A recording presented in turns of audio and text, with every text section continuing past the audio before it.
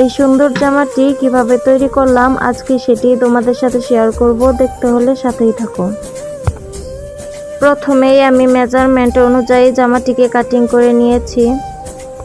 এখন জামার যে মেইন ডিজাইনটি রয়েছে সেটির জন্য আমি বক্রম কাটিং করছি। তো এখানে বক্রমটিকে বড় গলা হিসেবে কাটিং করতে হবে।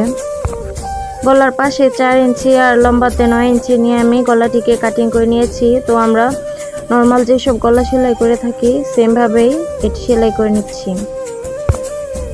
যে আপুরা টুকটাক সেলাই কাজ পারো তারা আমার এই কাজগুলো দেখলে অল্পতেই শিখে যেতে পারবে।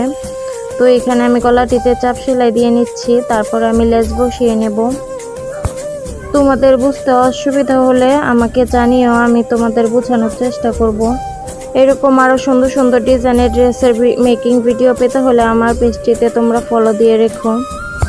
আগে যে বক্রমের বড় গলাটি কাটিং করেছিলাম সেটি বসিয়ে আমি কাপড়টিকে কাটিং করে নিচ্ছি। তো এখানে ডাবল পার্টে সেই কাপড়টিকে সেলাই করে নিচ্ছি। যে পার্টটি আমি তৈরি করছি এই পার্টটি আমাদের সেই বড় গলার নিচে বসাতে হবে। আমি তোমাদের দেখিয়ে দিচ্ছি। মাঝ বরাবর 2টি সেলাই দিয়ে নিচ্ছি। সেলাই 2টি দেওয়ার কারণ হচ্ছে এইখানে যে ডাবল পার্টে কাপড় রয়েছে সেগুলো যাতে এলোমেলো না হয়ে যায় ভিতর দিয়ে কাটিং করার সময়। কাপড় পেঁচিয়ে কিছু বোতাম তৈরি করে নিয়েছিলাম, তো সেগুলোই আমি এক পার্টে লাগিয়ে দিচ্ছিলাম। কাপড়ের বোতামগুলো লাগানো শেষ হয়ে গেলে 2টি পার্ট আমি জয়েন্ট দিয়ে নেব।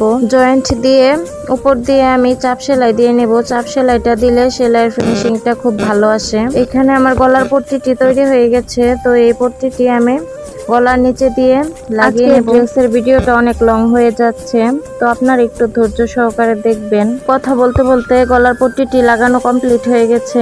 তো এখানে নর্মাল যেসব গলাগুলো কাটিং করা হয় সেই অনুযায়ী আমি বক্রম দিয়ে গলা কাটিং করে নেব।